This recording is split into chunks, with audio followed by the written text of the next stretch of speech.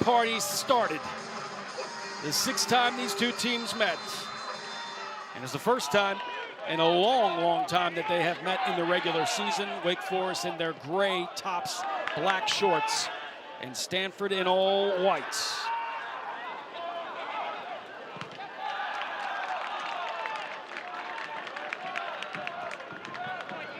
Subachan gets the start up top for Wake Forest. They transfer from Louisville. So you've got a Louisville transfer, Tate Lawrence, or excuse me, a Louisville transfer with Subachan and a Carolina transfer with Tate Lawrence on the right. Tate Lawrence back on the right side. He's played inverted most of his career on the left. But Coach Moose wanted to free him up, made it a little more natural. He tends to dribble a little bit too much in that left and cut in. He simplified his game, and the results have been apparent. Flax settles that in perfectly. A layoff touch by Lawrence to Amadi Thomas. Kruger gets to start at the center back position along with Travis Smith Jr. Escorbano, a long-time Demon Deacon. And the captain on that along with Jose Perez. Amadi Thomas colliding. And Ty, that's exactly how this match is going to go. We expect a very hotly contested physical match this evening. It's Palmer Bank. What do you think, Coach? Former player, Cedric Burke. Definitely a foul. Not much space out there, just two big guys colliding. Nothing malicious there. That's how this game will go. 6 straight unbeaten matches for the Cardinal, for making their last East Coast trip of the regular season. And a set piece pulled in by Partal. Oh, cocking it back and ready to let it ride. Partal also thought about a clip in to the left to Prem. And off and running, try to keep that one alive, and that one will go out of bounds. A goal kick for the Demon Deacons. And this Cardinal team, known for their set pieces, Coach Bobby Moose complimented them. It's like professional set pieces. They are very dangerous, a lot of misdirection. You have to constantly watch them on restarts.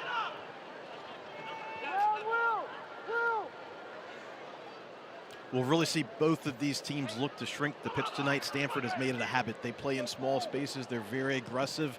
They don't give you much room to build. Coach Moose, we expect him to play a lower line of confrontation and not give the Cardinal any room behind them to build. Bassett to Umar coming in, showing that he will be a presence. As Kruger trying to keep this one away from a crossing path. It does work for Stanford. It skedaddles out of the 18. And Stanford now will reset. Big ball over the top as Kruger puts a head on it. Now Escorbano.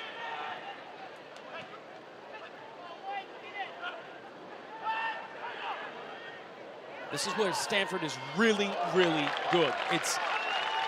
Some would say it's luck, Cedric, but you don't get lucky unless you're not good. And Stanford, obviously a well-known program, they're good. You have chaos in the box, they usually come out with a goal. Well, we see Fletcher Bank getting the shot off there, but yeah, you're exactly right, Ty. This team specializes in keeping high possession. And to your point, the longer you keep possession in dangerous spaces, things are bound to happen. And the Oregon State game that they thought was going to end in a tie, and Stanford kept battling, fighting back, and a couple of knocks inside the box, and surprise rebound and back in the back of that, and that gave Stanford the win against their former Pac-12 rival, the Oregon State Beavers. Tough touch by Bassett Umar off the shin. And we've really seen in these first few stanzas of attacks from the Cardinal what they want to do. They want to get expansive, find a winger streaking through, particularly finding runs underneath, and get a quick ball across the box into the numbers and see what happens. Off and running, option to the left. Subachan going up against Tinconi Gradia. Subachan comes out with it, looking for that diagonal pass for Bassett Umar. But it was cut out, just like you said, Cedric. Stanford very, very clever on blocking those passing lanes. There's Jeremy Gunn. As Coach Moose would say, he's the best in the business right now. That was a very high Yeah, compliment yeah. coming from one who I consider to be one of the best in the business. But he said Jeremy Gunn, and it's well-deserved. He's a true developer of talent. You know, has a system and sticks with it. And obviously his results speak for themselves. How close these two teams were going to possibly meet in the postseason. Again, last season, if it was Stanford coming out as the winner against Ohio State, then it'll be another collision between the Demon Deacons and the Stanford Cardinal. Stanford went down to Ohio State, and then Wake Forest fell to Ohio State as well. It seems inevitable at this point. I believe 3 of their previous 5 meetings have been in the NCAA tournament. Oh, it was huge last time they were there. The people sitting in the trees trying to get a glimpse of it. Good curling ball. Kruger back across. Turn and blast. Blocked. Wake Forest will try to reset. Will Perez try it on the deck, and it's deflected. Well done by Tony Granios. Uncharacteristically loose marking from the Cardinal in that corner. Wake Forest able to get 3 opportunities in there. Ball bouncing around. They'll have to cut that out. Want to limit this definitely to 1 chance for these Demon Deacons. See, last time they played the regular season back in 1995. Flax taking the corner. Another good bend to it. Punched away by Schnellby. Excuse me, Schnellby. Arriving, Amani Thomas. Trying to send one. Drive it into the box. It was cut out a little low. Escribano inviting that press. Will slide it to the right to Perez. So that set piece was much better defended, but Wake Forest is winning all the second balls right now, which is an intentional part of their game plan. They want to win first balls, but specifically against this Cardinal team, they have to win the second balls because there will not be much space. Subachan trying to turn. And this is the first time that Wake Forest has taken on an ACC opponent with a week's rest. They've had to take on short weeks against every ACC opponent all the way up to this point. That is one of the downsides of this conference, especially with the geographic footprint with so much travel, is really when you get in the heart of the season, you don't have time to train that much.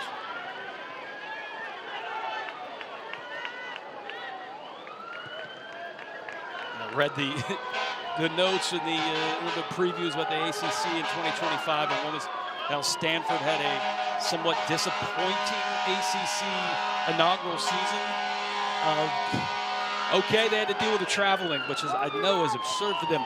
Glad they're in the conference, but of course they got into the postseason and they got all the way to the Sweet 16. I mean, yeah, I guess disappointing season is relative based on the results, right, Ty? Look, I mean, if there's a Stanford Cardinal lurking, you have to be aware, and that one has to be circled on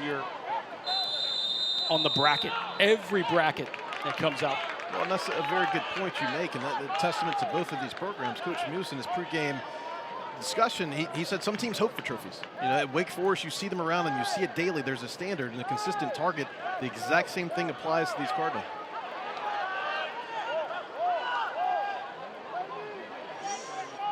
Unbeaten in the last 6. 9 wins. And they look to be another contender for yet another star on their jersey. Chow. Roll across. That was an inviting pass. There's nobody there on the edge line of the 18 to put it home. This Cardinal team can be so lethal in the counterattack, and Wake Forest has been somewhat susceptible early in this season, so we'll see an intentional effort to keep more than 2 behind the ball. Speaking of defenders at all times, and make sure you have the whole team condenses and everyone tracks back properly, again, to not give the Cardinal space to counter. Subachan looking on the overlap, did not work out, cut out by the Cardinal.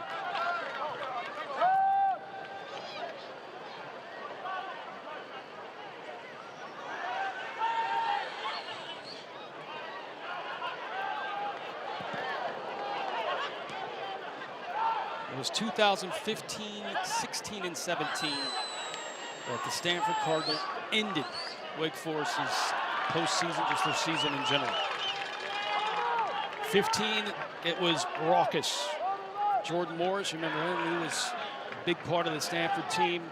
Also a guy by the name of Jack Harrison. That came down to the overtime. Stanford gets the win. Wake Forest thought they had a rebuttal for 2016 where they went scoreless. They go into PKs, and Stanford wins in PKs. And then in 2017, you say, okay, now it's redemption time. Especially with the squad that Wake Forest had, you thought, oh, they had the weapons, they had the guns to do it. They're playing again on their home pitch. 2-0, Stanford. Tell you what, Ty, everything in this game is contagious, including winning national championships. And you get on that type of run, you just have an expectation of winning in big games. And to your point, Cardinal had an underwhelming season by their standard last year, regular season, but they get to the tournament, Sweet 16. Yep. I'll get asked, when this tournament hits, and who do you have a possible college cup year for? And I said, is Jeremy Gunn still coaching at Stanford? And Stanford's one of them. Foul called on Wake Forest, as that is Bohane. Bohane was drafted by the Philadelphia Union 2 years ago, decided, you know what, not ready to go to the pros, stayed at Stanford. That's pretty commendable, and he has become one of the ACC's best. And Bohane's a guy that Wake Forest will have to watch all night. He's got 4 goals, 3 assists on the season. As we can see, he leads this team in career goals and assists in terms of active players with 18 goals and 19 assists. He's tied with Islam this year for the team lead in points with 11. It's an impressive stat line. Well, a lot of activity, too. He leads this team in shots as well as shots on goal. So he consistently, as if he finds an opening space, he's going for it. That one a little overcooked, right into the hands of Jonah Mednard. And arriving is Bank. Once again, Stanford now into their attacking third. 0-0. We played just over 10 minutes. Wake Forest kind of the wounded animal, if you will, up against the wall after not exactly their idea of a start in the ACC play, especially going from #1 to unranked, but a team with a lot of fight and a lot of talent. And we see this lineup right now. This is the boldness that Stanford approaches set pieces and how they want to condense the field. They have 0 defenders back to win a second ball. All 10 players in the box. Big long throw in, that is a huge weapon. Wake Forest also has that in artillery. And Sarajan is on that left side. A transfer from Georgia Southern, who is having a pretty good year. There's Bobby Muse.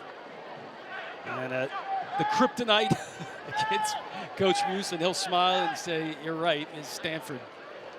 But his accomplishments and what he has done at Denver and here at Wake Forest is pretty amazing. The average of wins per year, which we'll talk about that a little later. He's only been the winningest coach in the country over the last 10 years, Ty. He's had quite a bit of success and so much respect between these two programs and these two coaches.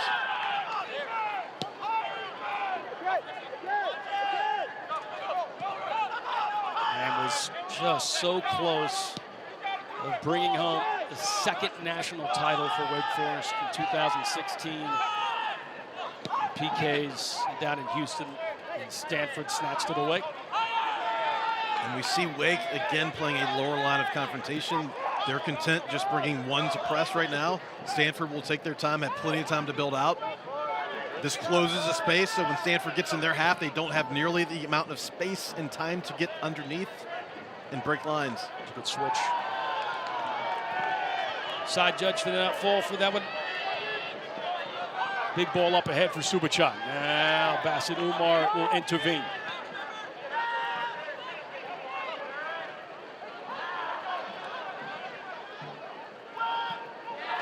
Nice threaded pass by Stanford down the right channel. Last touched by Wake Forest. The throw in for the Cardinal.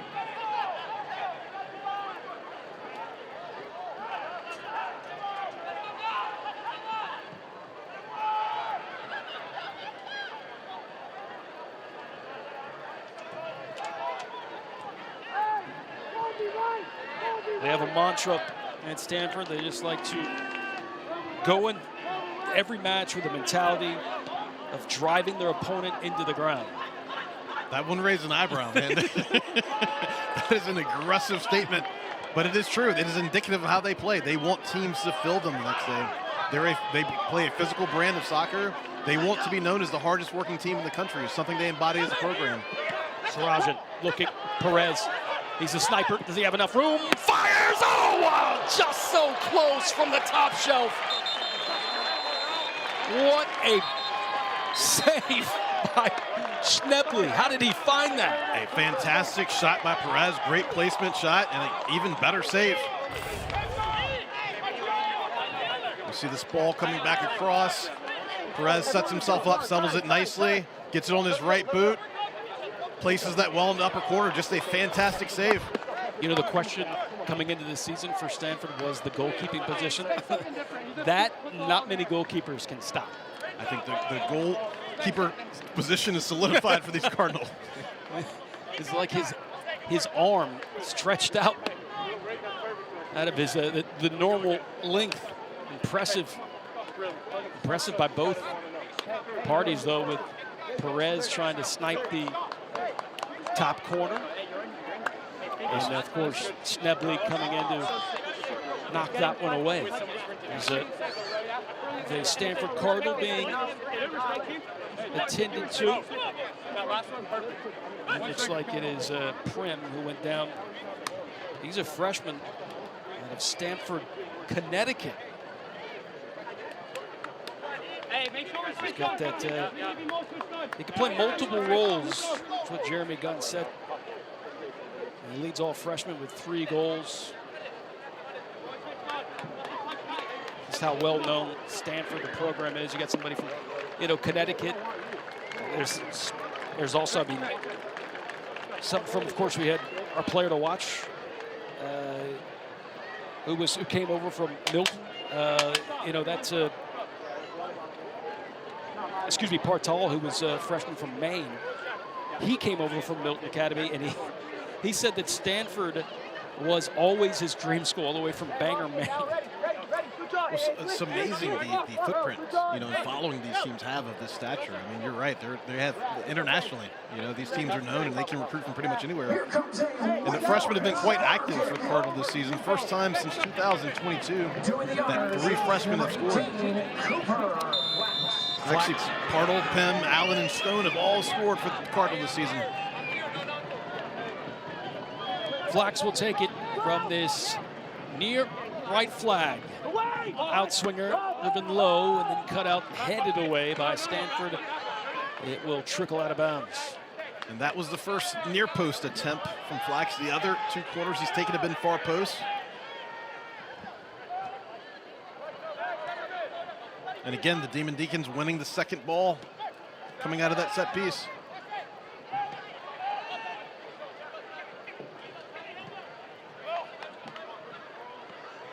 And really, to break down a team that presses consistently and represses across the field as aggressively as Stanford does, this is what Wake needs to do.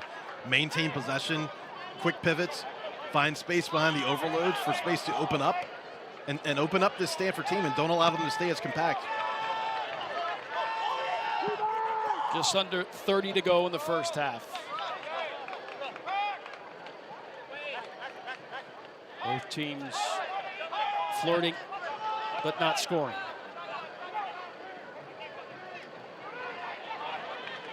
Good turnover. Sprayed out into the center for Bassett Omar. Coming into, trying to put a boot on it is Lorenz. Here's Kruger. And Lorenz was in perfect position, just didn't win that ball, but did a great job condensing the field and getting in. That's exactly what you want your wingers to do in that position. I was going to say that almost got away with that is the head referee. So they're pushing the back, and bring it back. We see the chess match between these teams. We saw Umar throw just a little elbow early in the game to let his presence be known, and we see a little back and forth. These teams want each other to fill them. Good switch for the overload here on this near side. Subachan trying to hold it up. Send it behind Sarajan. And this Wake Forest team wants to play fast in the build, but not rush. They want it to allow it to develop, really ask questions of this Cardinal defense and make them make decisions.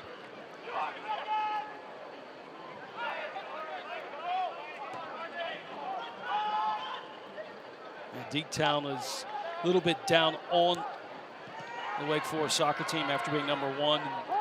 And you see how many goals they've let up.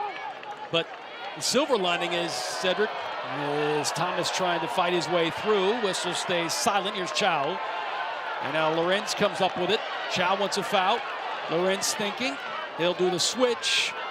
Couldn't quite reach Sarajan. But the silver lining is, Cedric, they've been able to put up goals. You got to figure out where the leak is, stop the leakage, but you've been putting up goals. They put up plenty of goals, and Coach Moose is somewhat miffed. If we score 3 goals, his exact quote, we should be winning these games. But really a testament to the quality of the ACC. There's no off nights, so many good teams. Every night is a battle. Yeah, you see the bottom of the ACC, that has Pitt, Virginia Tech, and in Wake Forest, and those are all teams that ranked, in conversation being ranked.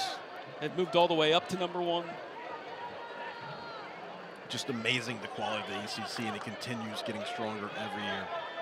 Yeah, you add Stanford to the mix. That's SMU and Cal. That is. Of course, you had the same reaction when that was announced that Stanford, California, and SMU were going to join the ACC. And you look at the soccer universe, you're like, wow, that is a mega conference. Perez with the switch. The All-Coast Conference. Yes, that's right.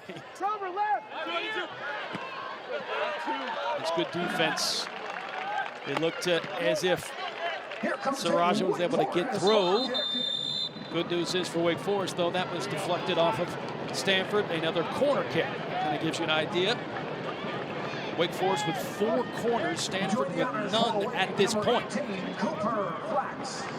And that is a deviation. Stanford has by far outweighed their opponents in corners taken year to date.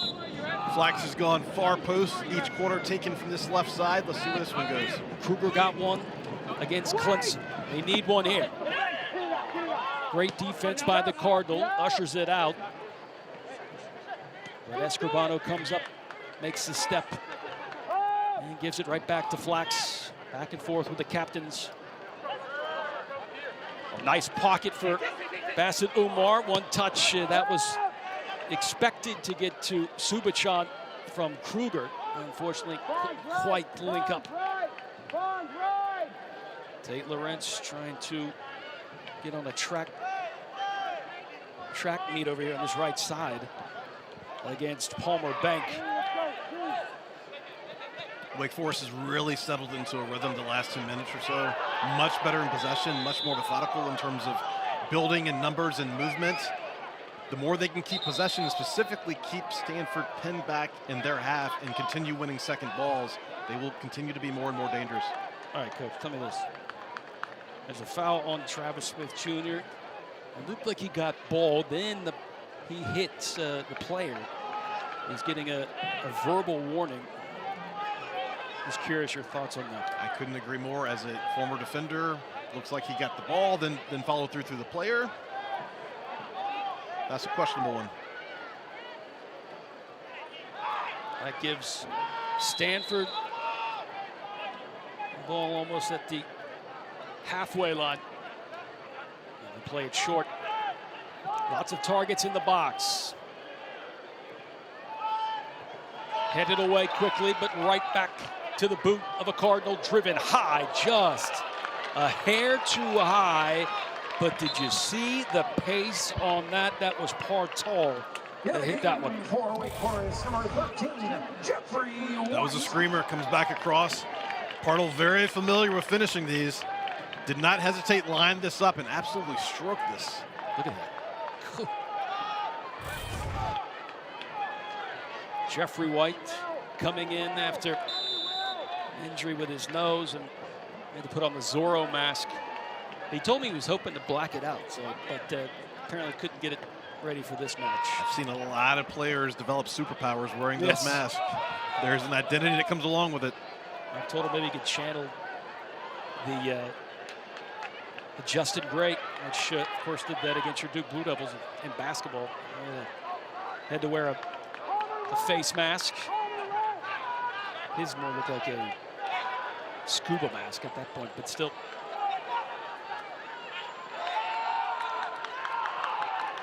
Jeffrey White did not play in the Clemson match. He was devastated he couldn't do that. He's having himself a very, very successful 2025. Sarajan trying to hold that one up. This is well played as Stanford delivers a low blow with a little bit of pace. Mednard right there plays it as a shortstop, but it kind of spilled it a little bit. You have to be careful because, Cedric, you've seen Stanford in their matches before. If the keeper is not 100% perfect, they will follow through. Oh, absolutely. Mednard is going to have to stay clicked on for 90 minutes this evening, because any lapse in judgment or any lapse at all, Stanford will capitalize. You know, it's old school, youth soccer days where you have to follow up. But it's so important to do that. You just never know on how a ball might hop. You just have to follow through. Might come up with not what you'd say a sexy goal, but it's a goal. And that means more than anything. Well, at this level and at this pace, the margins are so thin. All it takes is one moment of brilliance or one mistake to change a game. Especially against these two clubs. Stanford has had Wake Forest's number. They'll laugh at it and say it's not a rival because Wake has not beaten them. True, but man, when these two teams tussle, it's an epic showdown. See, these touches in the box, flag is up, and that will negate the goal. As Bohane Fadi had the first goal of the match, immediately the flag went up. The tie was off, but it wasn't off by much. I'll tell you, that one was pretty close. And it didn't count, but a fantastic finish. Looked like we're going to get a review of this. Michelle Clark, the head referee, along with Benjamin and Chris Zerner.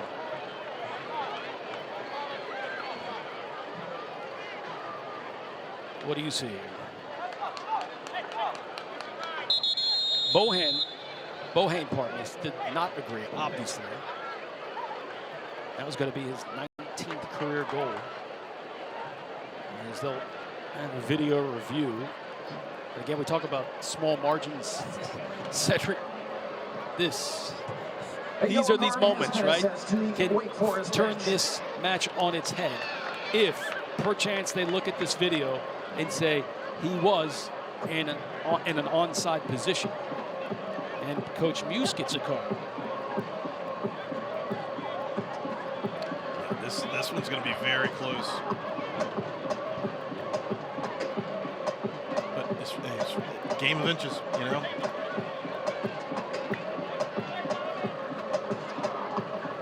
This is what the referee is looking at. The call on the field is that Bohane started in an offside position, then came back to receive this ball. Which there he is, which is very tight. Very tight. He looks like he's just got a shoulder in an offside position.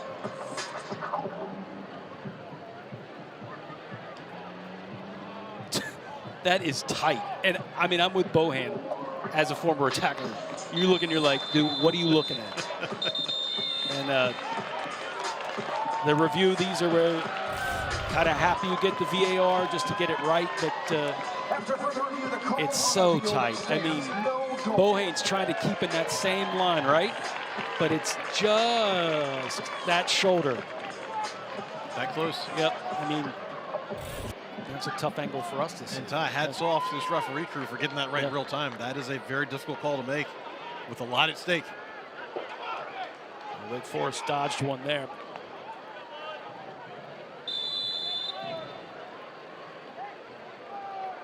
Don't quite have the technology like the EPL where we get the exact line in the part of the body that is off. One day. Right. One day. I just hope they don't, well, I said I hope they don't take as long as they do on the VAR reviews, but Stanford knows all about that against Oregon State. It took about 12 minutes to go over the video on a possible offside infringement that was on Stanford, and they ruled it as, well, he wasn't in an offside position, took the goal away. Well, definitely an evolution of the college game. We've had VAR for a few seasons now, but typically soccer was always known as a sport that it was real time and whatever happened, and referee's discretion. But the game has evolved. That it has. I mean, you're really cooked if you do not have some outside backs that can get into the attack. You got to have a very, very good center back, possibly two. There's Stanford again working the attacking third, lofted ball over, looking for Chow. Headed away by Amadi Thomas, tracked down by Bank. And Chow will usher it to the center of the pitch to Pim. And Ty, to your point, at this level is almost positionless. It's another Wake Forest dodge because that one wasn't that far off. Another quality shot from these Cardinals from distance. It was Dylan Bank, the twin brother of Palmer Bank. Stanford, well known for having twins in their athletic program. Remember the Collins twins and basketball, no relation, but they have quite a lot of twins that have come through the ranks of the Stanford Cardinal. Double trouble. Stanford again at the doorstep and flirting. And this is where Wake Forest cannot afford to lose possession. And touches in the box, also very dangerous. Just a desperation clearance. Kind of breaking the glass there, just clearing it. Unfortunately, this turns into a weapon for Stanford. They've got the long throw in, and that brings in lots of targets. Oh, this is essentially a corner from this position. Yep. This will go right across the 6. And they short. That's right. Or they'll go short. Another lofting ball looking for Chow. Headed on smackdown. And then a very, very good defensive backup there as Mednard slapped it away like a center in basketball. And that was a fantastic clearance off the line. You see this one bounce around a little bit. Mednard does a good job bringing it down. And that's the former striker who's now moved to defense, Alfonso Tecano Gradilas. That was the header there. That was Tate Lawrence that came up there to help out. Just kept it from crossing the line. And Lawrence has been all over the place. He's back inverted on the left side now with Jeffrey White coming in. But he's done a great job defensively. He's done a great job compacting and shrinking the field from his midfield position, and fantastic clearance of a guaranteed goal if he wasn't there. Stanford licking their chops. I mean, they are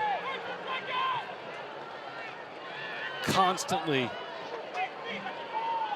sitting on that doorstep, and Wake Forest's got to thank their lucky stars right now. And going back to that throw-in that started this piece, great clearance from Tate Lawrence. We talked about the long throw-in, but specifically on set pieces, just that misdirection and everything we were expecting based on what we've seen. These Cardinal are clinical on their set pieces, so we can look for a lot of deviations tonight, perhaps. Building it again into the last phase. That one was supposed to be a nice little clip close to the 12 for someone to run on. Mednard came off the line and squished that possible attack.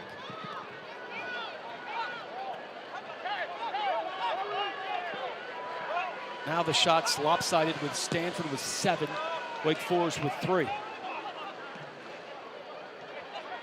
And of those 7, 4 are on frame. Bank. Chow. Nice 1-2 by Partall.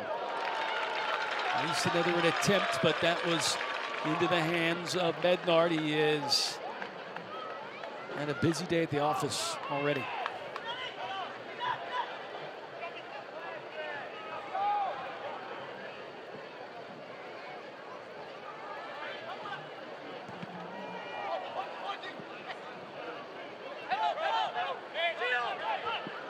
Sarajan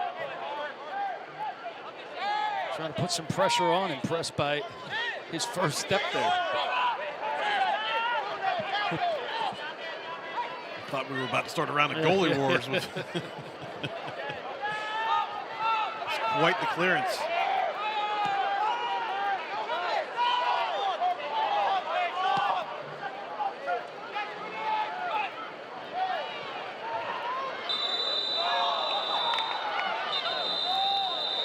Very violent whistle and immediate card given to Dylan Bank. What did you see, Silver? I had to see that one again. I didn't catch real time what the card was for.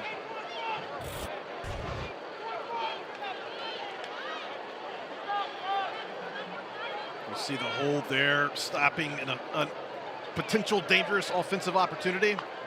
Wow, he saw that from that side. That's a good eye. This referee crew is on tonight.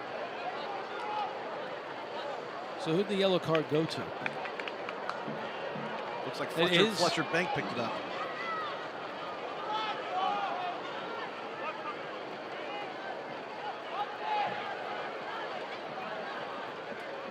And he just ever so slightly grabbed Christian Escribania running through there. But if you're this deep in the offensive part of the field and there's a promising attack, that is typically going to be called a yellow. Cooper Flax. This is dangerous. Up ahead for Jeffrey White.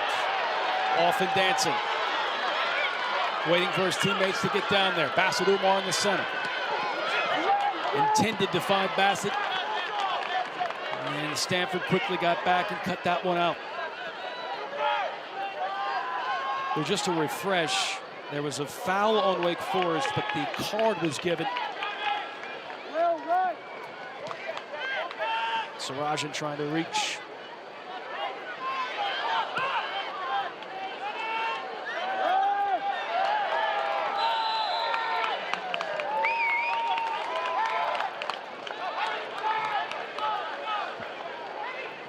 Physical contest, also very chippy as we expected.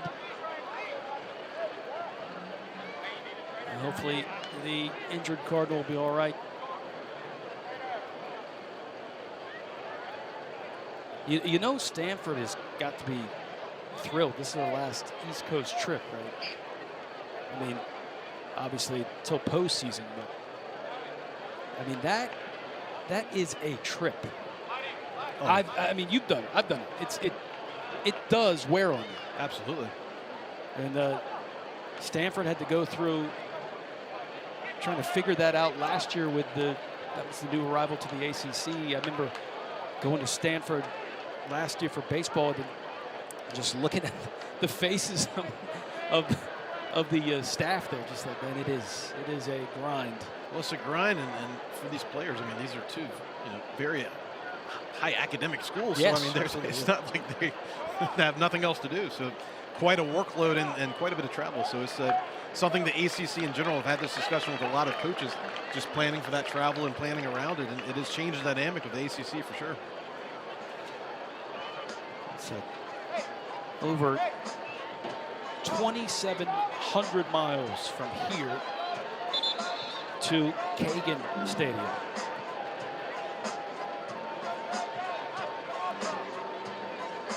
It's a long trip Wake Forest, number 11, for anybody, but to be honest, and to be a fan of the ACC, it was quite a great surprise to have Stanford come into the conference. It's amazing how much this conference has changed. I think, thinking back, back in my day, I think our furthest away trip in the ACC was Clemson. You look forward to that one. Yeah. So go south. Adidas outlet was down there, man. Oh, yes. Yeah. That is always trouble for your bank account.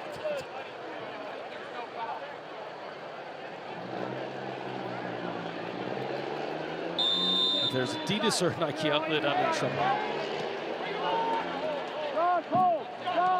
14 and some change remaining in this first half. And Stanford really has pushed Wake Forest to the limits. The Deacs hoping to come up with a good trip into the attacking third here as Deba has come on. Wallins. Couple touches in the box and an attempt of a bicycle that just soared on Bilal. That would have been a worldie. That might have been on Sports Center tomorrow at that connected. We set that one up. This is where you cannot turn and face the goal. This is your only move. Well, and really the composure to settle that and even put himself in position. And then the confidence to attempt it. Meanwhile, you have to have that conversation in your head. Do I really want to go and try a bike? Because you know you can't land on it nicely. It's going to hit, you're going to land on your back. It's a little easier conversation at that age. That age, right. Bounce right back up. Thomas, who's pinched in and will challenge the last touch by Stanford. Stanford dismayed by that. As the side ref says, Wake Forest throw-in. Torvik has come in. These are the takeaways that Wake Forest wants to take away from their repertoire. And Torvik, unaware that Stanford player was sitting right in his back pocket, took it away. And now Stanford back into the attacking third, salivating at opening the scoring up. And here they go. Keep it down here. Good things happen. Stanford will get their first corner of the night. That's actually impressive for Wake Forest, that is trying to figure out fixing their defense, but allowing the first corner to Stanford with about 12-15 remaining in the first half. Pretty impressive. It's incredibly impressive considering what this Cardinal team has done this year. Set pieces, so dangerous. Stanford so good at it. Popped up still. Flicked backwards by Torvik. Torvik. Bank. Flighted ball. Mednard looking. And squeezing it in the air. Mednard has been fearless in control of this box tonight. There's another mishit that Wake Forest has to remedy. And that just can't happen. You do such a good job collecting that and getting an opportunity to build, and you're right back in the same position, pent back in your defensive half. Have to be more clinical in the build.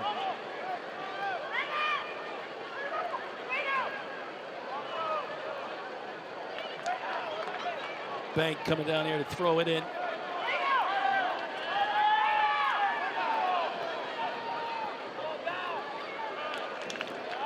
Thomas trying to snake his way around Fletcher Bank.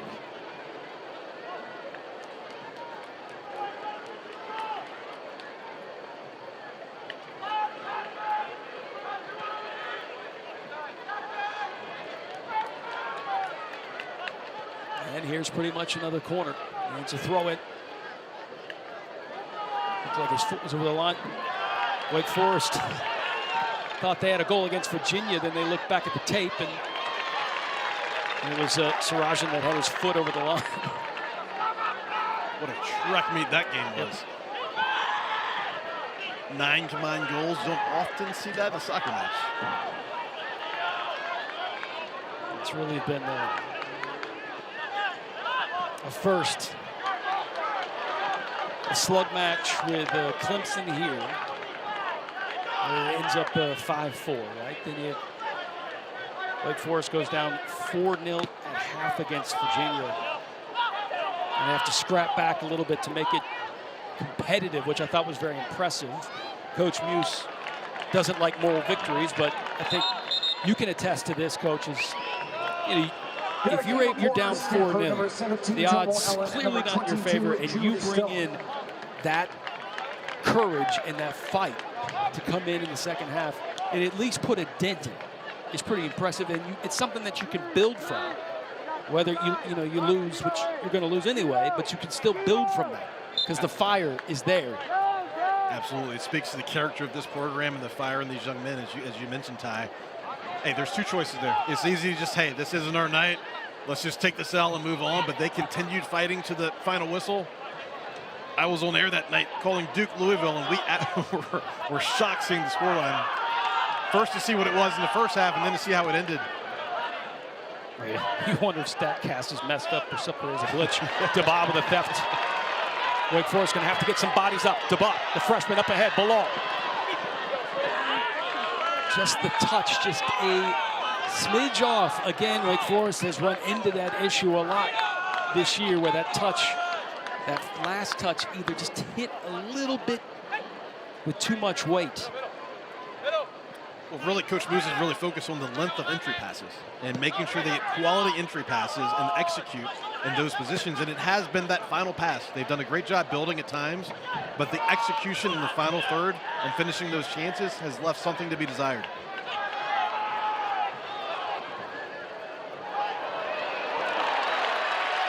So clever, and a sigh of relief, at least for a second, by Deeptown. Kruger's so composed in that tackle as last man back, well defended. Bilal, Torben, switch, Vladwell ends. Had to sit out all last year with an injury, but he's got some wheels on him. They'd love to see him show up tonight. Here's White. Cut out. Well done by Wake Forest, moving from left to right. And of course, that stingy defense, Palmer Bank blocking that one. It does result in a corner.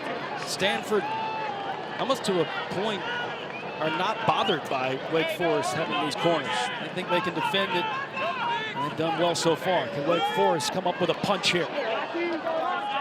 Kruger was a man heading for an attempt on the hammer down header, but could not get a touch on it.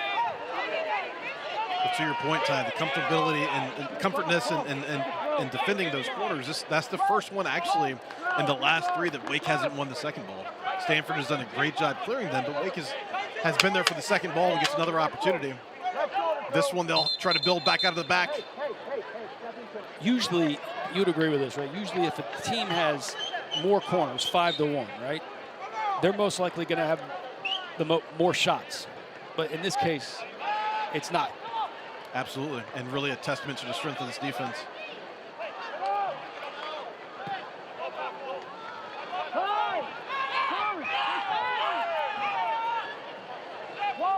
It's just when Stanford gets in that final phase, they're just another animal. And if Wake Forest can somehow cool them off and keep them at bay, which is going to be very, very tough.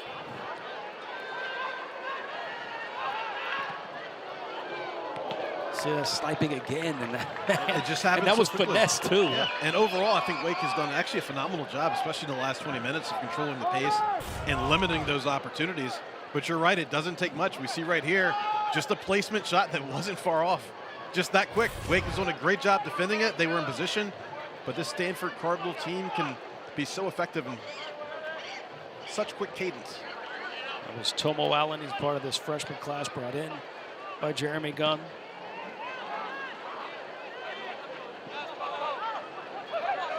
Clever. The ba ahead for Bilal. Bilal with a swing and a miss, but comes right back on it. Bilal. That one was popped. Maybe deflected, and it almost worked to his favor. And once again, Schnebley, you think he was possibly rocked to sleep while he woke up there. I don't know if that was deflected, but it did kind of have an awkward dip to it. There's a possession change. Let's take a look at that Bilal shot. Just trying to place it up. It just dipped. It's tough to see from that angle if someone did get a touch on it. It did look like a slight deflection. Also, yeah. It may have hit the post a little bit as well. The crossbar, rather. Man, if you can't read that, I mean, Schnebley, at the first glance, you would think that ball's going over the bar. And the last second, he said, this thing's dipping. And to immediately come out and keep that one from tucking in behind him. Yeah, those deflections in the box are so hard to read. Tick it down to about 4 minutes remaining. Another epic chapter in this series between Wake Forest and Stanford. Stanford going cross country here to Spry Stadium, returning since they were here in 2017. Played up. This is too many touches in the box. A turn and blast. Tomo Allen thought he had enough. Deacons again cannot have that many touches by their opponent inside that 18. And you mentioned Allen, one of these freshmen that has contributed very early. He's got 2 goals in the season, so he can put those away. 50-50 ball won by Stanford. Thomas. That ball got away from him and he just threw out his leg. Moves it to White. White with Amani Thomas to the right. DeBar. White. And Tomo Allen, these are those moments where Wake Forest really have to capitalize, especially against high-caliber teams like Stanford. Torbeck. So special. Had a bright future with that kid. He's been a little tight, but when he can express himself, he is very fun to watch.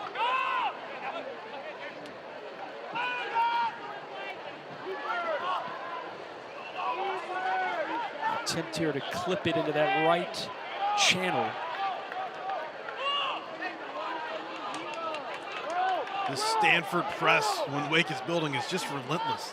They bring 3 players every time and cut down every angle, as we can see another repress opportunity right here.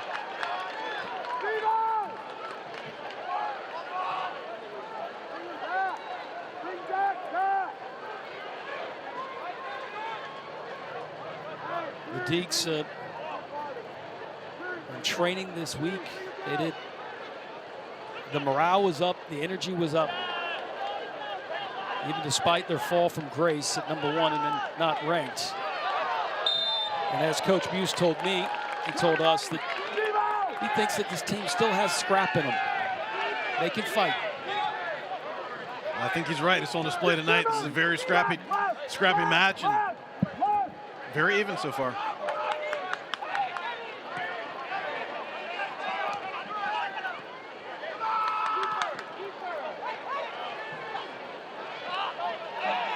Turnover in the midfield. Wake Forest gets it. Is Thomas thinking about where he wants to go with it? He is basically pinned in, double teamed. Perez trying to slide tackle from the side and off and running, even beating Thomas, which is very tough to do. One-timer, oh my. Bohane had that one locked and loaded and headed into the back of the net. We did. We see Fletcher bank and Amani Thomas count on one hand the times I've ever seen him beaten 1v1. Fletcher bank with a nice cross. Bohane didn't miss by much. You know where he was going to. He had that nice spin on it, going top drawer, top right. Drawer, yep. Top right corner. Yep. And now that, I believe, is the 3rd Cardinal shot that has hit the top of the net. They haven't been off by much.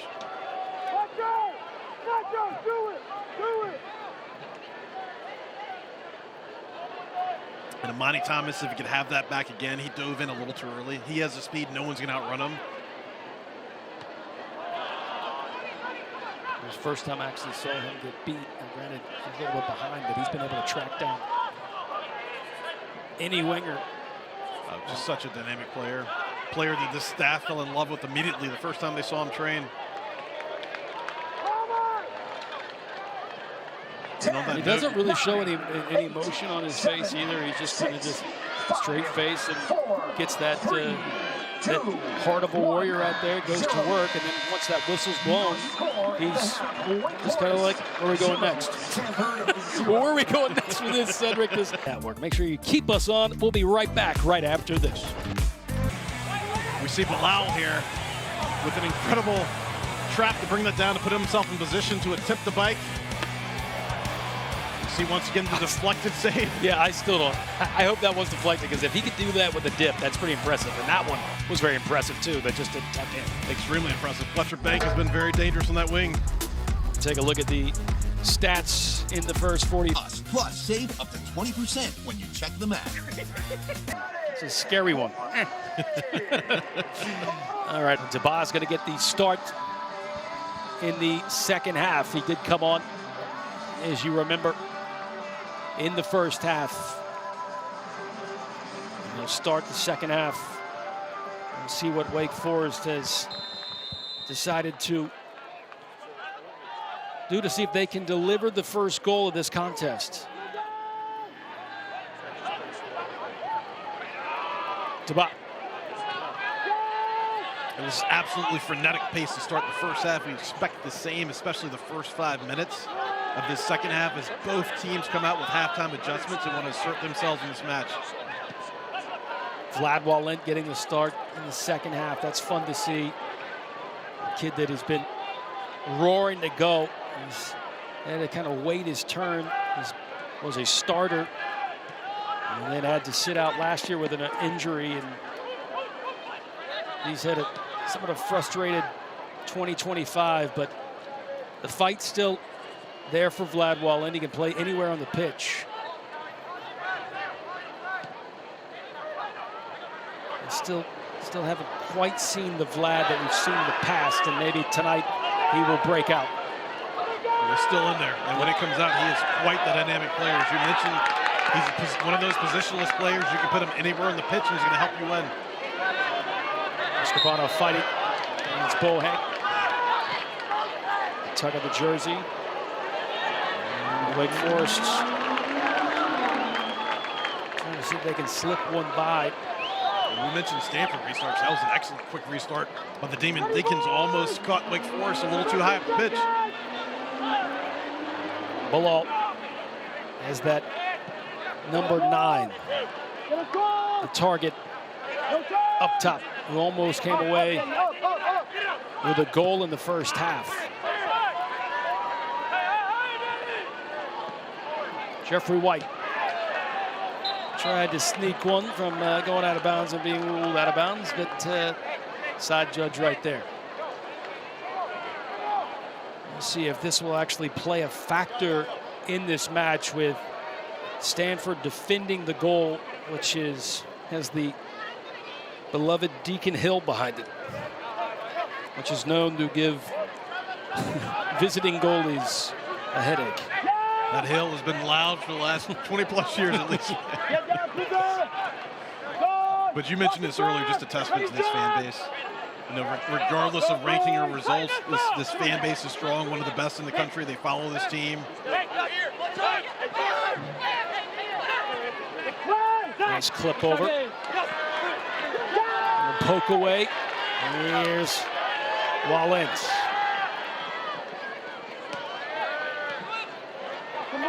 Laid up by Flax, trying to reach Daba.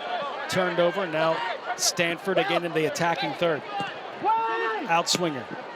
Dipped right there at that 12-yard mark. Now, when Wake Forest was most effective in the first half, they were winning the majority of second balls. Stanford so far is winning first and second in the second half. Let's see if Wake can get back to really what put them in position to earn so many corners. Ready, boys, switched on! Sprott Stadium has been good to Wake Forest. Has not been good to them against Stanford, though. It's been more than good. I believe one loss in the last 20 matches. Stanford is undefeated here. Quite the dichotomy, yes, right? Yeah. A long throw in into the 18 that could result in an issue. Hear that ball going across the face of goal. Chow rushing on Chow. Oh, half volley. Too high off the bar, but I applaud the effort by Chow, pardon me. I mean, reaching that did show he had distance, but it's soared on him still. It keeps Wake Forest defense honest. Yeah, and the sophomore, he's another one of these guys. They've had 11 different guys contribute on the score sheet. Goals this year, he's got 1 goal in the season, as well as an assist for 3 points. He's had a great 2025 from Palo Alto. Last year was top drawer, midseason top 100. He was actually 18th picked by top drawer.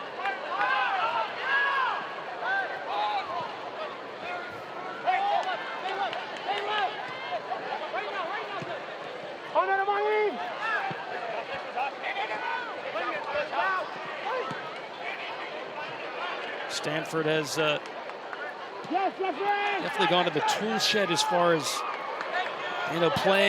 building from the back using the small ball and then the big ball.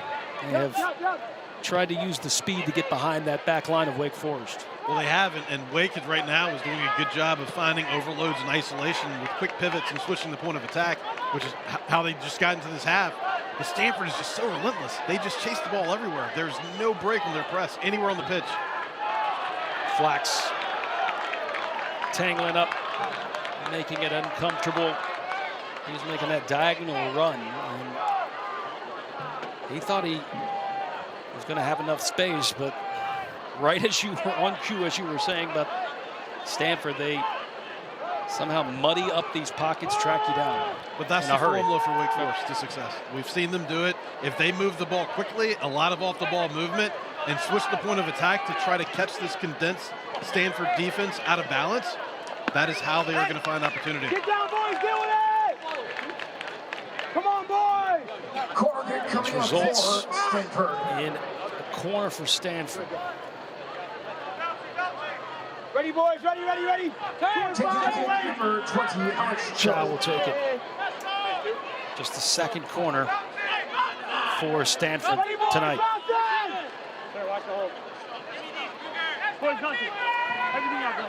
And they are brilliant on the set pieces. Wake Forest will have to have all hands on deck. A little delay as there's some tussling inside the area. And Spallol.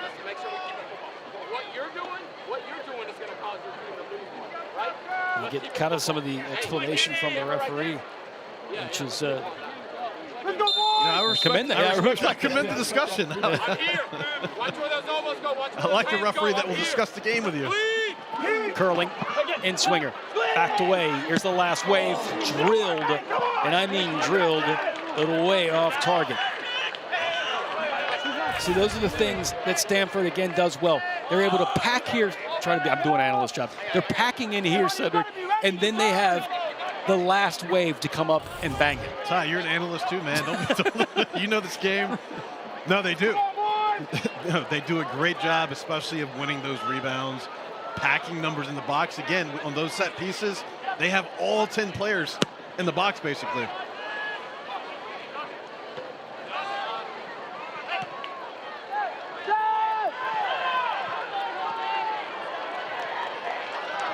Debot.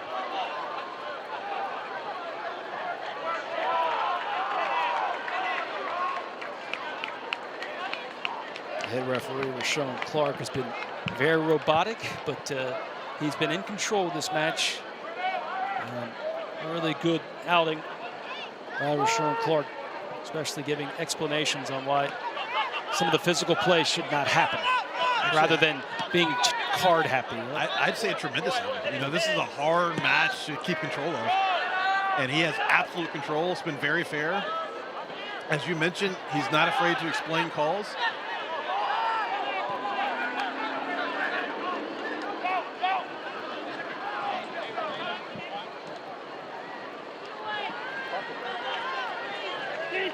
No cross! Yes, good! Stanford again, tiptoeing. They were in the 18 for a second. Pulled it right back out. Numbers, targets in the box, trying to slip it through. Almost got through. Mednard somehow saw it the last second. That ball was a heat-seeking missile on the bottom corner. It wasn't a testament to the diversity, how good the Stanford team is. Cooper Flax had that play shut down completely on the other side. They not only get the ball back across, but manage to get a quality shot off. Stanford, when they get numbers up, they are so dangerous and effective in the box. 5 saves for Mednard tonight. Still got a lot of soccer to be played. Chow and Amani Thomas going shoulder to shoulder, and Sean Clark's going to say that's a foul on Chow. And Mednard has made some quality saves. Probably the only lapse, and it wasn't really a lapse. The ball he knocked down, he was able to get to, and had Lorenz backing him up. But everything else he's been in absolute control of. There's been a few shots to low corners. He's tipped a couple of high. And those are the ones that were on goal. There's a few more that have just sailed just over. It's always big shoes to fill when got a long-time goalie like Trace Alford. And just the leadership that he had, and of course his skills, but then it's turn it to, say, Jonah Medard and say, good luck. You're having to take the place of Trace. Well, to your point, Trace, Wake Forest legend, just perennial contributor, and he instilled such confidence through the spine of this defense that resonated throughout the entire team. And Jonah Medard, he has that in him. He's got that leadership ability. He's got the command, the dominance in the box. Again, it has to go with that thin line where confidence, and then turning to you're not sure about yourself. Once you're confident, scary things happen. Yeah, they do. And once opportunity meets, right? Right. But, he's U20 call-up for the Haitian national team. He's played on some big stages, so he's ready for the stage.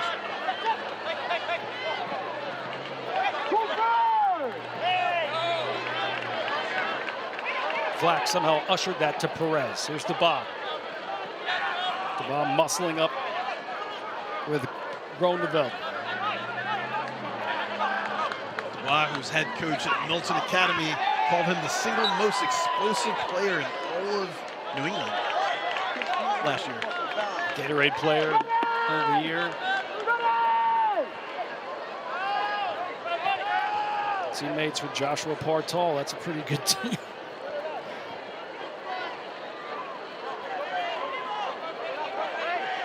Can you imagine showing up with your orange slices for your weekend club soccer match and having to go up against those two? And you're seeing touches in the box that the soccer gods will usually gift the team that has the many touches in the box. Consistent possession in the high places, specifically in your offensive third in the box, leads to good things. That is the formula. Another long throw in. But we'll actually see it this time. Look how Stanford has pinned Wake Forest. I mean, their back line is all the way up into the attacking third.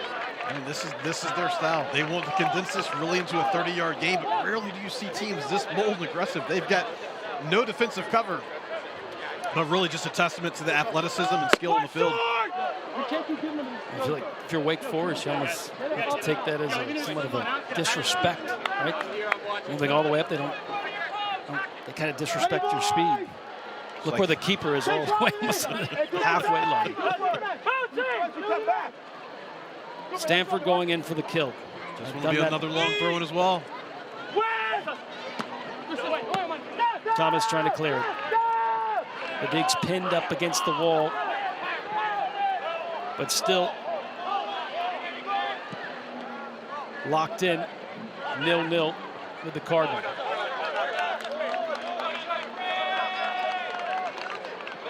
And Ty, Wake Forest has defended them well, but cannot overstate how dangerous those long throws are. From multiple players can make them from both sides of the field. They're essentially a corner, typically dropping right across the 12 or 6. So if you're playing a team like how Stanford's playing aggressively and I wouldn't say loose, but very bloodthirsty, if you will, pushing up all the way up past the halfway line, how are you going to dress your team? Well, you got to push them out eventually.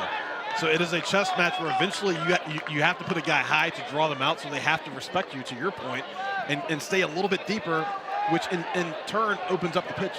And all of a sudden, maybe they can't win every second ball and come right back at you. Perez wasn't expecting that. Stanford once again creating something from the midfield.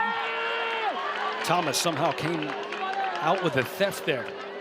Almost went through the player. We're used to, man. He does not lose those 1v1 battles. Like disappeared through the player, not as in like physical contact through the player. Oh, he's so dynamic. He can beat you in so many ways. He's a very strong stand-up defender, wins his 1v1 battles, but also he can get up and down that wing, get them into the offense even quicker. Lonnie Thomas up ahead to White. Bilal chasing. He invites that, I will tell you that. He'll invite the header back to the keeper and try to track it down. Interesting also to see that, and of note, that Bassett Umar has not been in the match for an extended period of time. He kind of is the heartbeat of this team. Really being asked a lot more this year. Coach Moose talked about some of the departures, specifically a leader like Prince Mpanza, and having guys, and now you're asking a guy like Bassett Umar to step up and be the guy, you know? One of the cornerstones of this program. But Coach Moose is not afraid to go extremely deep on this bench. This is an extremely deep team with a lot of talent.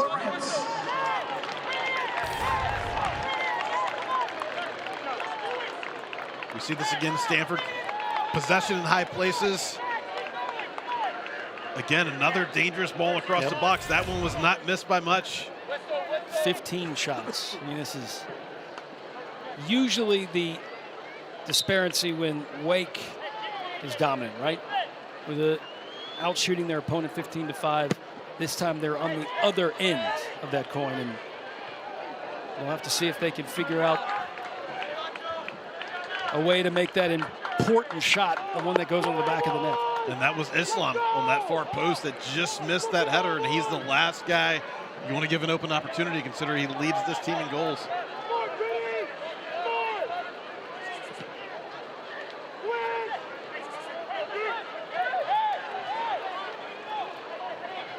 Tate, Lawrence,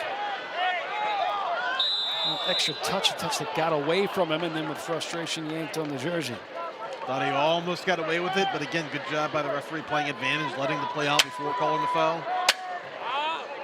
Stanford is shutting down their opponent on an average of 7 shots per match this season, and out shooting their opponent 19-7. So that trend is definitely trending tonight. Come on.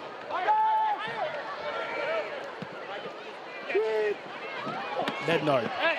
And see, those are the things where Mednard, that sticks in his back of his mind, which, again, you know, you have to protect the keeper. When you get on your ladder and you're going after that ball, you have to be confident you're going to land on 2 feet. Well, that's already 8 shots in the second half alone. Stanford again. Stanford will bury the first goal in this one after multiple trips into the attacking third. It is Fletcher Bank that finally has the key to unlock the lock of Wake Forest back line. And Fletcher Bank he's been so impressive this game on the wing. We saw in the first half he nearly created a couple of different chances. This one he just very, very confidently wins this, gets his head up, gets in the box, picks a spot, goes low and into the corner. Mednard got a piece of it, but it was a great shot by Fletcher Bank. Very confident finish. I'm going to review this. The previous play is now under review. What do you see there, Sam? I'm not sure what they're reviewing on that one. He looked in an onside position when he received it, didn't see any fouls. Is Mednard saying that Bohane was in an offside position, distracted Mednard, which then resulted in the goal? Potentially. I think that would be the only consideration here.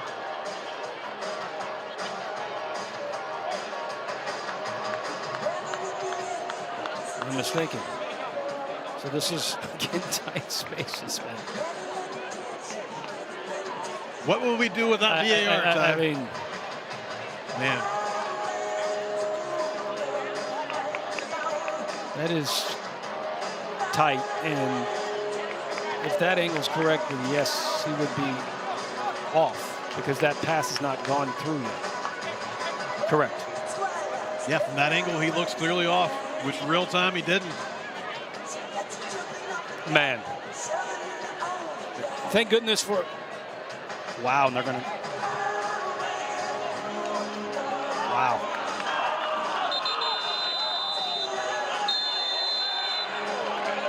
Explain that one. Well, you know, maybe there's a different angle because I don't see Coach Moose jumping up and down, arguing that play. So Well, you go by the margin that was called on Bohane. That one's actually more definitive, but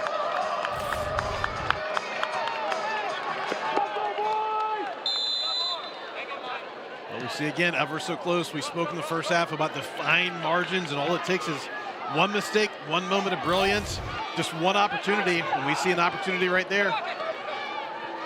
Stanford 6-0-1 on the season when scoring first. 7-0 when scoring 2 or more goals in the season.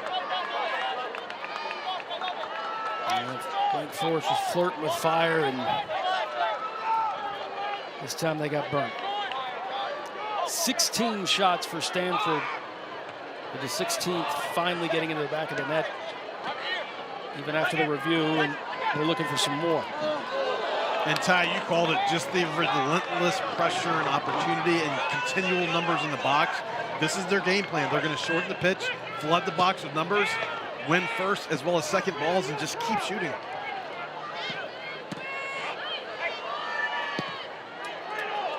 As good as Mednard has played this evening, if you get that many shots against you, eventually one is bound to go in. DeBot.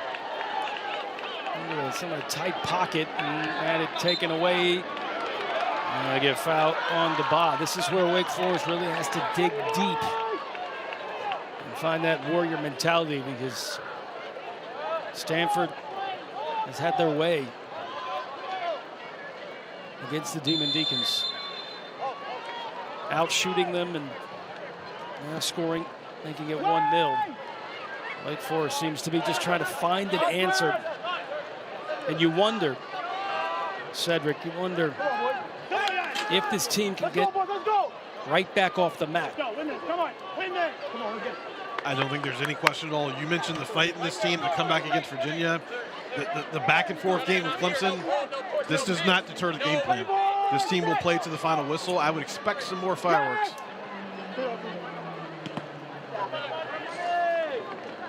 Deflected off Tomic, it will be a throw in. Stanford unbeaten in 6 straight, trying to move it to 7, and they lead 1-0. About 25 and a half to go. Clipped in, outswinger. Chow was right there, driven well with good torque. Wake Forest cuts it out. They try to get numbers up. This would be huge if they can break free, and they just couldn't do it. And that's really been the story for a lot of this evening, is just that final pass, final execution. Tate Lawrence did a great job dribbling out, winning that ball, but just the final product. That's a gift. Can Wake Forest do something with it? Sliding it over to the right. White arrives. DeBot will have to back away. DeBot with a silky touch to the left to Tate Lawrence. Lawrence trying to buy some time inside the box, thinking for a possible BK. The referee is not amused, and DeBot at least put one close to frame. I think Tate Lawrence had a case there. Looked like his back heel may have been clipped a little, but he looked a little out of control, which is why I'm assuming it didn't get called. I don't know. That one's close. Definitely some contact in the back there. Yeah, when he has a beat. Yeah, right? yeah. He by the rule, right? Won the first battle. He was in space. That definitely could have gone the other way.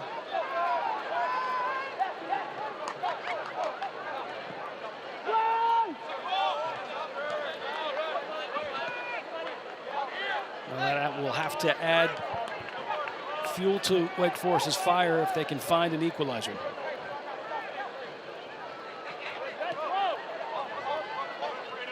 Stanford connecting passes at will and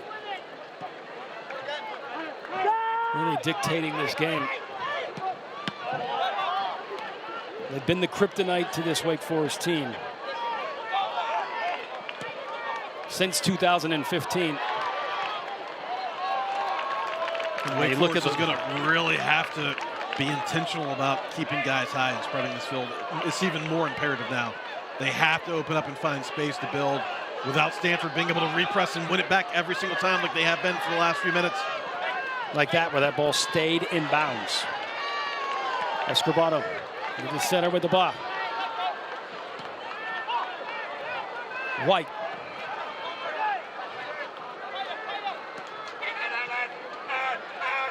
Ball with a heavy touch, and you can't have a touch like that against Stanford because they will surround you.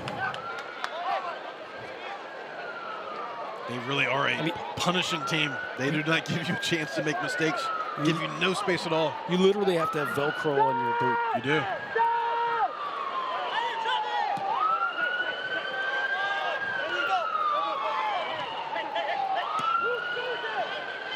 Bohane almost lost that and somehow kept it in. I don't know how he did it, and tries to roll it in the back of the net. And saying it was out of bounds. I'll tell you what, Bohane has had a couple of plays tonight that just a few inches. I mean, that was an incredible 1v1 effort. It was out of bounds, but just the cheekiness of that move in the box. Of course, he had the goal that was disallowed in the first half and he was offsides. He's had some chances.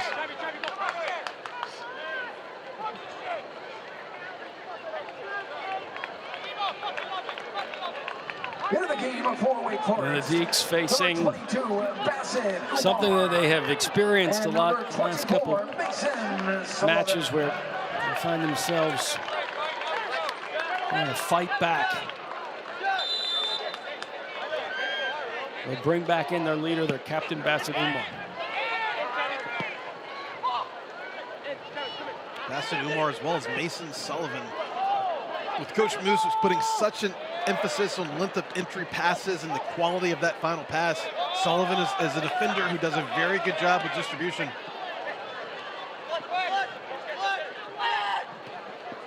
There's also a big key ingredients to set pieces. If Wake Forest can somehow come up with a corner, they've been shut out here in this second half, but still fighting. Lawrence thought he had a PK moments ago. Referee did not agree, and now the Deeks up against it. We'll see if they can find an equalizer. Flicked on.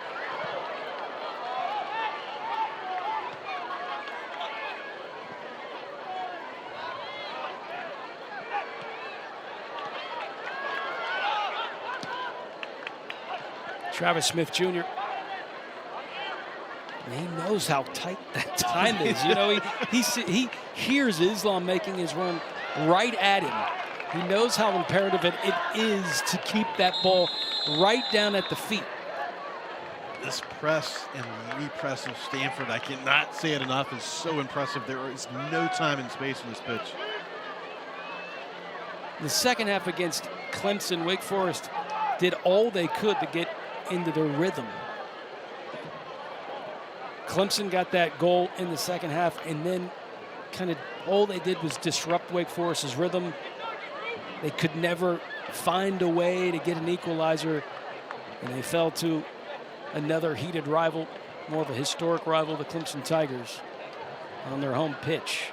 An interesting note on that rivalry, no team has won 2 in a row in that series. It's always 1-1, 1-1. I believe that is the definition of a rivalry right there. That is a rivalry. Stanford fans, this is not a rivalry. We've owned it. They're right. They have. They deserve their flowers. They've come in on the biggest stage. Not tonight. Tonight's a regular season game, but they've dictated the flow of the game, and they never let. Even going from 2015 is a little different. Wake Forest fans got into it. It was really a lot of drama. 16, of course, with the PKs in the final. And then 2017, the goal was to not let any hope for Wake Forest. And that Wake Forest team in 2017, to me, I still wonder how Stanford put the clamps down on it. Because that team had so much speed, so much firepower, and Stanford blanked them 2-0. Well, part of it is that gentleman right there. Who smiles. Came over from Charlotte. Gets 3 titles with Stanford. Did take Charlotte to the final as well. So it was a good hire. I mean, he was definitely high on people's lists. He's a winner at every stop he's been. Winner as a player as well. And Stanford had some good seasons. You know, they had some good seasons late 90s, but then they kind of went dormant. And then Jeremy Gunn comes in and, man, turned into a whole different monster. 3 straight. Bruce Arena's only done that. Well played. Right across the mouth of goal for anybody to just put a cleat on it to get in the back of the net. That close, the small margins. And Ty, you mentioned, we see it again. Lonnie Thomas, oh, that was a great ball across the box. All it would take is a toenail, Ty. Yep. And Ty, you mentioned Bruce Arena. Great company to be in. Those UVA teams in the 90s were legendary. And Virginia, those 3 straight, then Stanford came with 3 straight.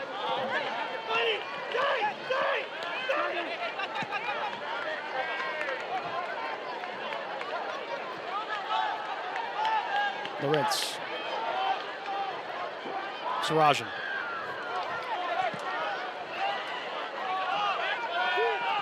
Sullivan. Sullivan is left alone in the corner. Figure out what he wants to do with it. Very risky pass to Mednard, probably his only option. Very confident pass across the box. Good job by Mednard receiving that one and accurately clearing it. Flax has been quiet, but still possesses his superpowers. Lawrence skipping, trying to distribute to Flax. Sullivan coming up. Flax didn't continue his run there, but it's hard to against the Stanford team, especially on the wing. They've done such a good job of repressing and winning those balls where if you misjudge one of those runs, you're putting your team at a disadvantage with inadequate numbers behind the ball defensively. There's Bank already with a goal, trying to work on that angle again. Smacked up. Very risky again. Now Stanford crashes into the box.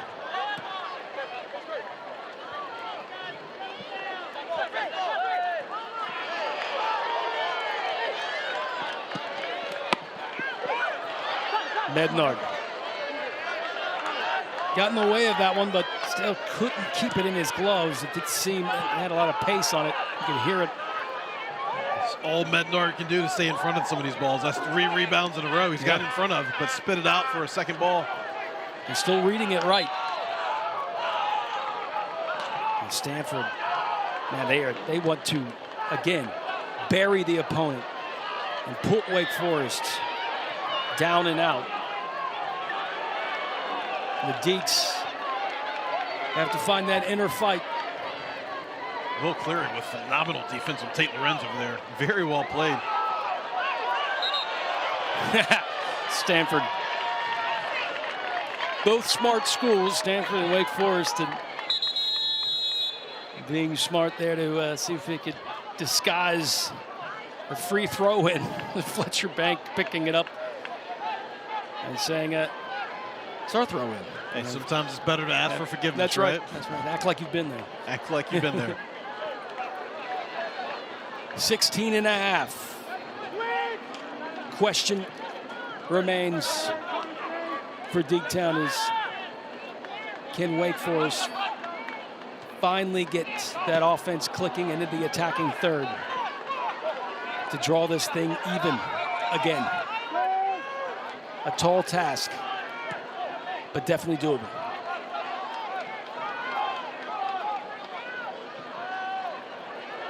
Jeffrey White. Here's a cross. Sarajan was there. And then bodies flying even outside of the byline. It was the keeper going down. Looked like Umar was also involved in that collision. Schnebley back up. Well, that's just a case of gamesmanship over there. Schnebley accurately wants to slow the play down. They've got a 1-0 lead, so he wanted to try to grab that ball. And Umar, on the contrary, wants to get it into play as quickly as possible so Wake can mount this comeback. Deeks need a chef kiss delivery from Cooper Flax.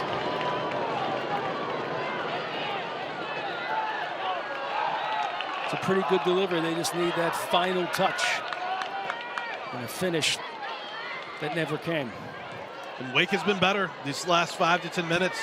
Much more intentional about getting numbers up high.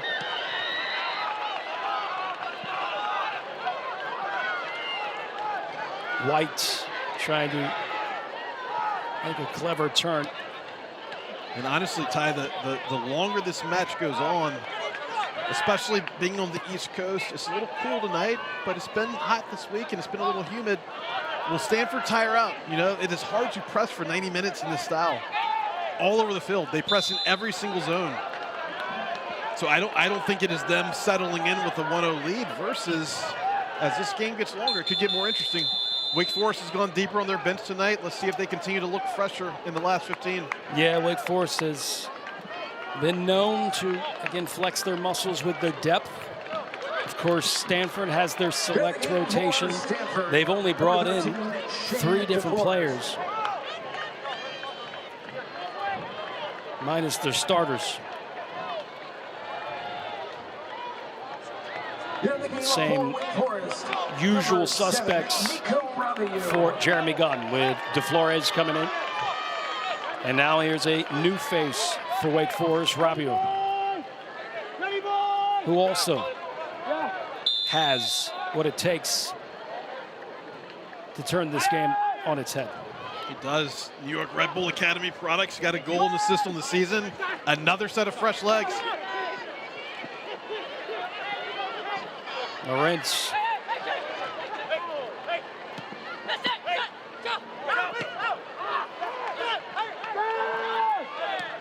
All the way up in a reset, recycles. Stanford looking for that knockout blow, and Wake Forest hoping to keep them off the board.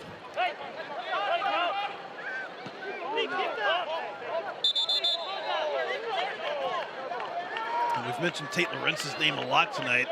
Now, he's very familiar with the Stanford team. Prior to transferring from UNC, his longest outing in terms of minutes last season was 69 minutes against this Cardinal team. He was our player to watch. He's moved freely when he's on that wing. Ball popped up. Looked like he had a hand, but the whistle stays silent. Mednard quickly with a backspin, sending that one up ahead. Heavy touch. Chow lining up, spit out. Good tackle by Sullivan. And even a better cutout there by Sullivan on that diagonal pass. If Sullivan doesn't go down that confidently and that well, that is a guaranteed goal. Could this be the moment? Oh, just ahead and running by 3 Stanford Cardinal. It was Sarajan, head full of steam, hoping just to slip it by the keeper. So we see Sullivan here, great position. He goes down, great tackle, then gets right back up for a deflective header. And then we see the counter, and look, Stanford still has 3 guys behind the ball. As effective as that counter was, they do such a good job compacting and getting back. Sarajan not slow at all. He's got some speed, and Stanford quickly got back. Wake Forest with another corner, looking for a delivery and a finish. Can it come here? Headed down. Almost gets by. It will go out of bounds. You can feel this brewing for the Demon Deacons, Ty. They're getting repeated chances. They're keeping the ball in high places. Yet another corner. We see a first opportunity as well as the deflection coming across. That's Mason Sullivan. You called it out, how dangerous he is in set pieces. Deeks trying to level this up. Can it come here? Going long. Perez trying to latch onto it. He'll just put it in the air close to the area. Rabio arriving. And the Deeks will now have to recycle.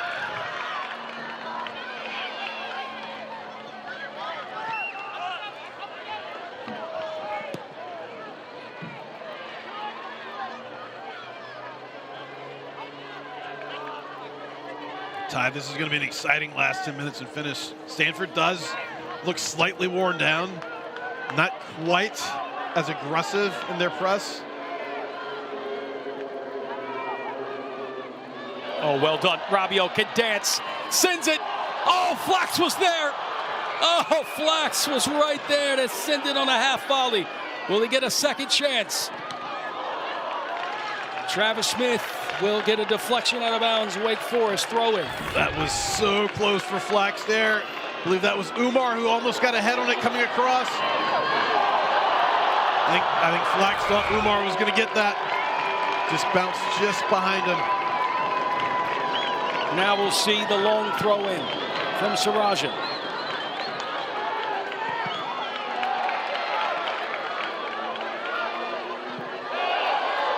I mean, that wasn't even a plane.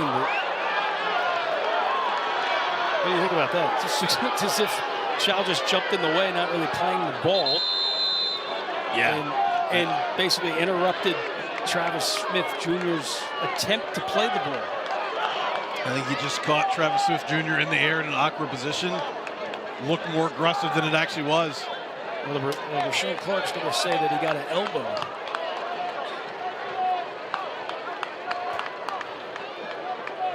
Travis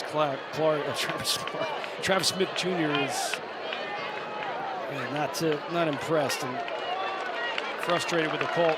Well, Chow did. It's almost akin in basketball to a player goes up to shoot a shot and you step underneath him, so he doesn't have a clear path to come down.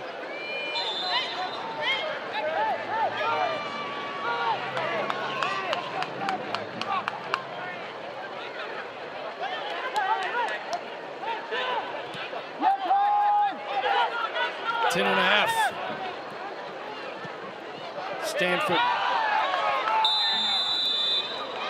well in position for their 10th win of the season.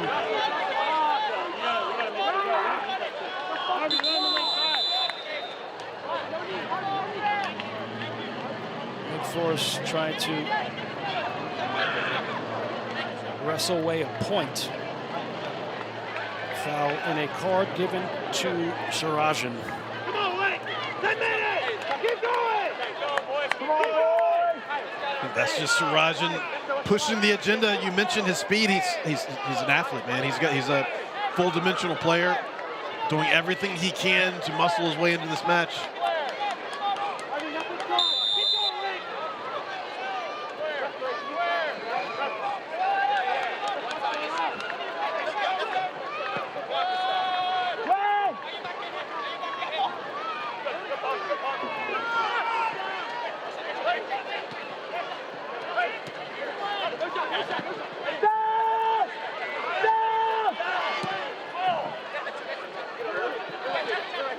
Here's step for Wake Forest's back line to move up for that offside trap.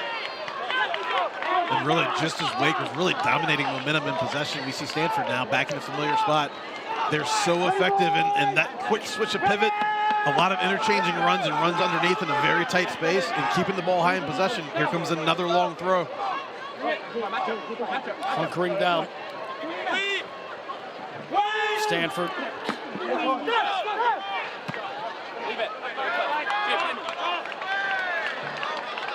They know how important it is to put this to bed by getting that second goal. The most dangerous lead in soccer, 1-0 tie. The Deeks looking for that second wind.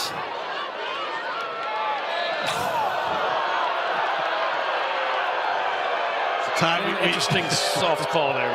Well, we see the gamesmanship coming out. Yep. Up 1-0, 8 minutes left. Stanford wants to slow this game down, grabs the possession. That's just feeling ever so slight contact and going down. Now, I think it's important to note, Gradius is a former striker. Yep. So he knows striker, all the tricks. Yeah, you know the tricks. You feel that contact in the box, you instantly go down. He just inverted it and did it on the defensive side. Stanford's first season as a varsity program, 1973. It's the only sixth meeting between them and the Demon Deacons, and they've owned the series. Bohane, that is a brilliant ball. It's a nifty little outside of the foot lefty pass into the box. Challenging Thomas, had it taken away. Some contact, and here's a attempt from long distance. Wake Forest on the outlet pass to Lorenz.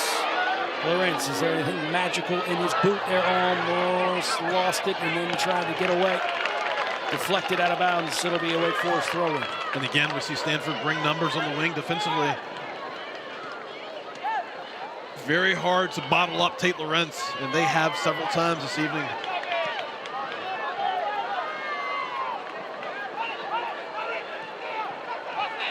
Umar. Subachan had only one touch there.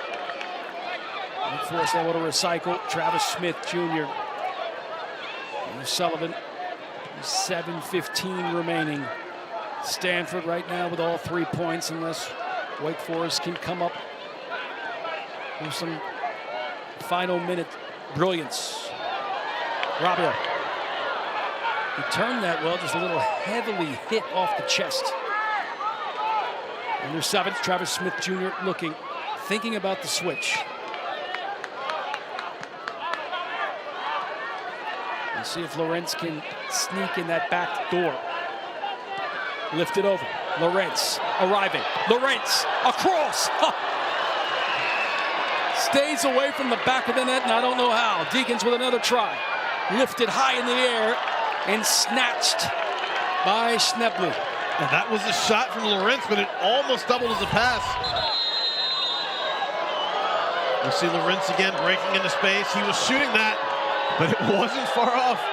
Was he? Even that with a tight angle. Yeah. That's great. He has scored before, Aaron. He has scored before, yeah. We saw it actually against Clemson. Usually if that space is closing in that fast, I'm sending that top of the 6. Yeah. The Subachan, but there was really no one there. There was no one there. Subachan was fine. It was on that far stick. But how many balls that Wake Forest has played across the face of goal? It's going to haunt them. We've had at least 3 clear-cut chances in the second half. We saw the one from Amani Thomas a few minutes ago.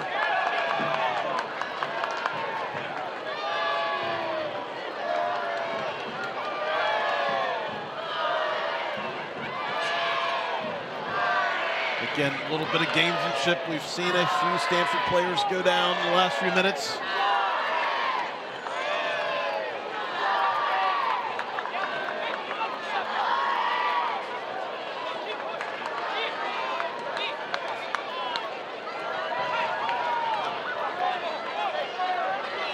Coach Jeremy Guy getting some last-minute instruction over there on the sideline. Chow, very good player, too. We've seen so many good players in this short but intense rivalry between the two. Go back to, of course, 2015. Jack Harrison, you know that guy's name. Oh, yes. Ian Hart, John Baccaro, and, of course, Jordan Morris for Stanford at number 22, Jude Stone. So many stars on both sides. And Chow does not look happy. Looks like he may have picked up an injury over there. Hope the young man's okay. That kid is really good. He is. He's impacted this game in many different ways. Very dynamic midi. Bright future ahead of him.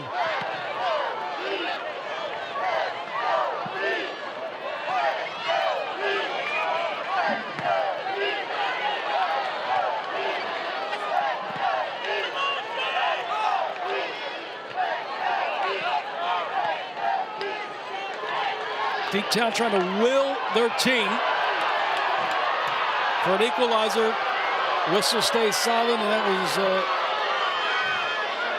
very interesting to say the least. Will Cleary versus Tate Lorenz has been must-see TV. They've battled several times on that wing. Wait. Go.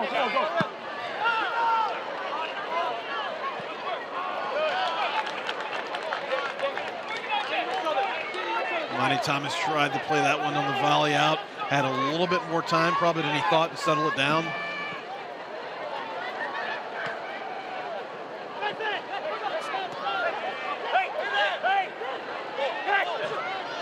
Still driving in. Ball across the inside of the 6. Picked up by DeFlores.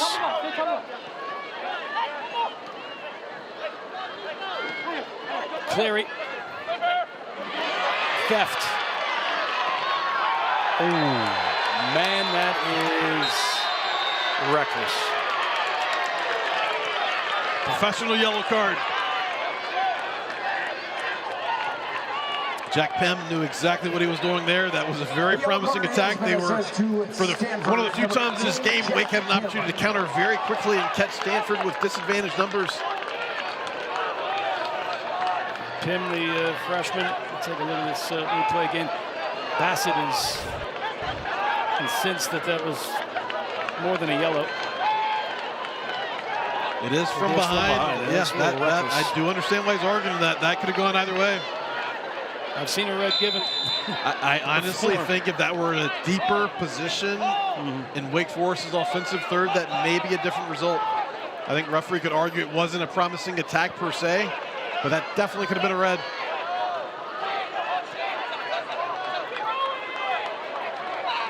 It's interesting how tight it was in the first half on the calls, right? Yeah. And then in the second half, a back heel that will go in the back of the net just to add salt to the wound. Salt to the wound, an absolute wonder goal from Bohane.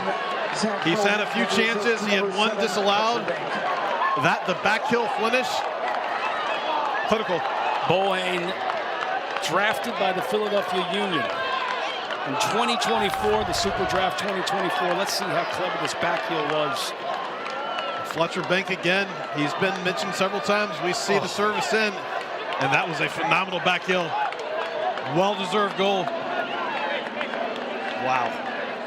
That was the only way he could finish it. Sullivan had him shut down. Well defended. Bohane with an absolutely amazing goal. 5th goal of the season for Bohane.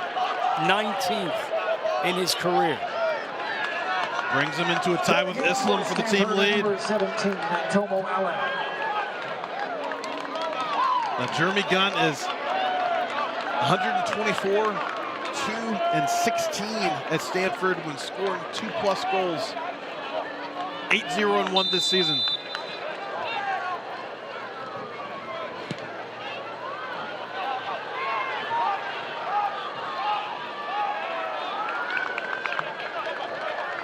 And of course, goes back to the questionable tackle from the back, right, Cedric? I wonder how that could quickly change. Wake Forest, they were sold on the fact that that was a red card offense, and then quickly Stanford delivers it right down to the throat. Well, you look at that play, you look at the PK that wasn't called for Tate Lorenz. All it takes is a few moments to go either way, and we're looking at a different match. But yes, Ty, you do have to question the result of that.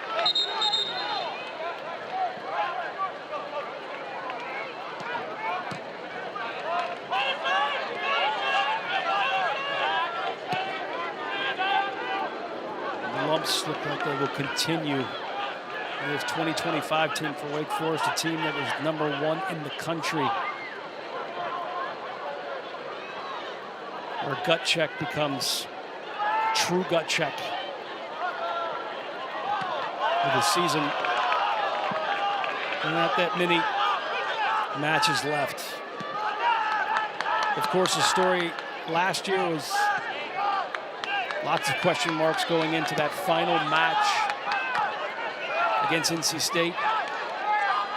And the Deacs broke loose, went on a huge run into the Elite Eight. And they might have to carve that same path this year. Good ball clipped over.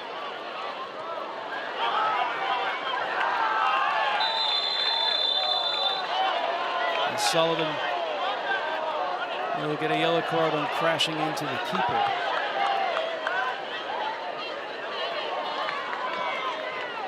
A yellow card has been assessed to Wake Forest, number 24, Mason Sullivan.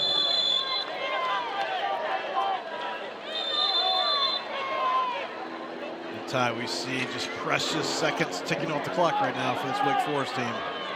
They want this ball back in play as quickly as possible.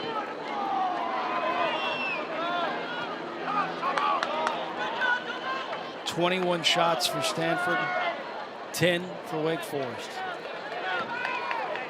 Lopsided on the corners. Wake Forest with 8, Stanford with 2. But the resilience of Stanford, their press, moving their numbers forward and suffocating any type of space that Wake Forest had.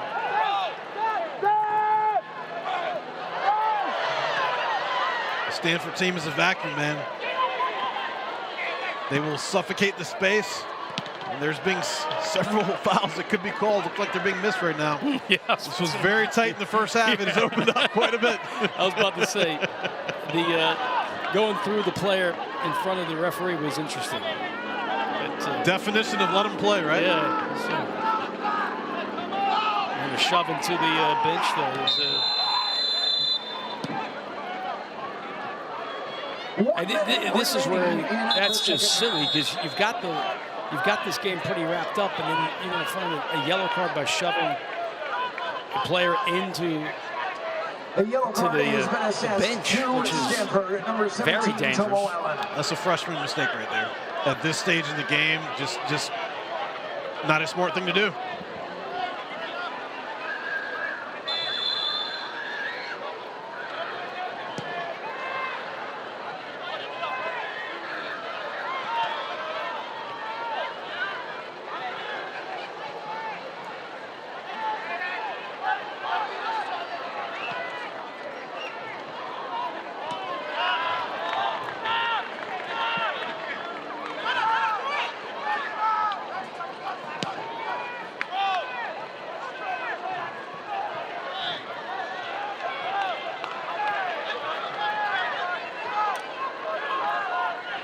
Mm, 20 seconds remaining.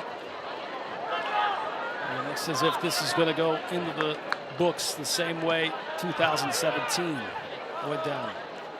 Just not postseason on the title card. 9, 8, 7, 6, 2-0 was the final in 2017. It's the final here. And a yellow card to tack on. Yellow card to Perez. And the kryptonite still remains in the hands of the Stanford Cardinal program. They are